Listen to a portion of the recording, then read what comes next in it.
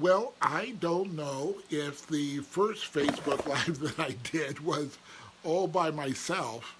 And so I figured that we will do it once more. So, hey, welcome everybody, and looking forward to this episode of the Facebook Lives. And I have committed to continue to do these every Thursday at 1 p.m.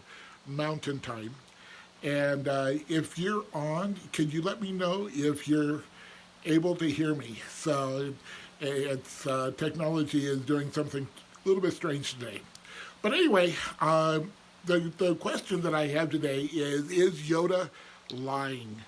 And you know, one of the things we had happen yesterday was I had a new addition to the Yoda family here, and I had my office mates all they know my connection to Yoda, so I have this little Yoda that was specifically made for me. So thank you, Jill and Barbara, for that.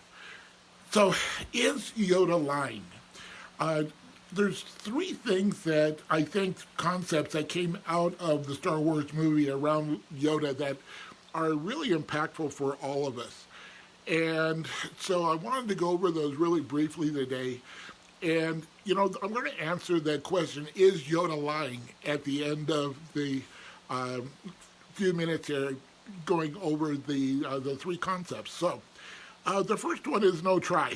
So, you know, many of you know that no try is on my car. There is no try zone. At my events, we have no try mugs. There's all, but what does it really mean? For me, it means that I don't hold anything back. I'm putting 100% out and getting result. And if that result is something that I wanted to achieve, I can duplicate it. And if it isn't, then I can adjust. Another Gary-ism that I use is launch and adjust. But it's putting 100% out there. And when we do that, we know that we are getting the maximum result from that particular effort or exercise that we're doing. You know, John Wooden, the winningest basketball coach in history, said to his guys, if you go out onto the court and you give 100% and you lose, you won. But if you go out on the court and don't give 100% and lose and win, you've lost. And so really it's a concept about doing everything that is in your power and getting the result and then changing it if it's not the result that you're wanting. The second principle or concept that I get out of Yoda is don't give in to the dark side. Don't give in to the dark side. So what does that really mean? For me, it means that we have, all of us, old messages, old concepts, old patterns that we were given and that we've adopted over the years. And when we give in to those dark thoughts, it can actually stall us or stop us. So there's two words that I use when I really have those things come up for me that have been very useful, and those simple words are not now. When I hear those words and I say those to myself, whether audibly or it's to myself silently, it gives my subconscious the message that I've heard it, but it's not the right time to embrace it.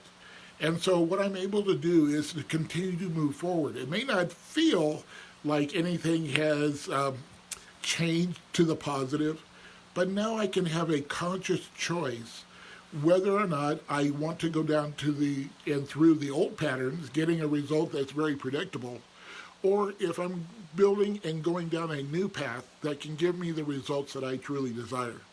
So not giving in to the dark side is something that, you know, when we watched the Star Wars movies, there was all these thoughts and negative things that Luke had. And it was that remembrance of Yoda saying, don't give in to the dark side. There's another alternative that really came and gave Luke the encouragement and the ultimate success that he had in the movies. And then the third thing was trust the Force. Trust the Force. So what is the Force? For me, I call the Force the nudge. It's the intuition. The intuition, and many of us have thought that that intuitive nudge is us. It's us talking to us.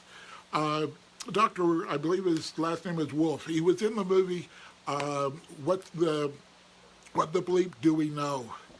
and he's a physicist at UCLA, and he said, we've looked inside of you, and we can't find who you are and where you are. And that nudge then is, what is it? I see that as the external source. It's that infinite intelligence, that source, God, whatever it is that you see as that outside nudge, if you will, again, that gives you indications of, am I on the right path? Is this something that I want to embrace and to engage in? Is this something that is valuable enough that I'm going to invest the most valuable asset that I have in my life, and that's time? And so those three principles, by really understanding and embracing them for us and what they mean to us, is going to allow each of us to change or to enhance what we had in 2019 and really bring out those additional benefits in 2020. So I've got a challenge for everybody. I would like you to go out and do something out of the box, something that maybe scares you. Mario Andretti, I think I mentioned it on the last Facebook Live, said, if you're not scared, you're not going fast enough. And so what is it that you can do, whether in your business, in your personal life, maybe in a relationship, maybe it's just going out and saying hi to a stranger. But whatever it is, I'd like to challenge you to do one thing that enables you to embrace the no try. You went out and did it. You didn't give in to the dark side saying, well, you're not good enough, they're going to think I'm weird, and then trusting the force that whatever it is that you choose is going to be something that's going to be beneficial for you. And then I'd like to have you do something else for us, is share it. Tell us what you did. Let's create a conversation and a support here on these Facebook Lives, so it's not just information going one way. Let's build the community so that we can support each other throughout the year and engage and celebrate all of the things that will happen. So I just like to say thank you again for you being here. You guys are great.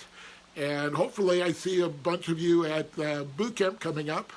But, just go out and embrace life. The inscription I write in my Beaver book is, life is an adventure. Enjoy the ride. And I'm glad we're on the trip together. So with that, thank you, and I'll see you next Thursday on the next Facebook Live, 1 o'clock Mountain Time. Back to you later.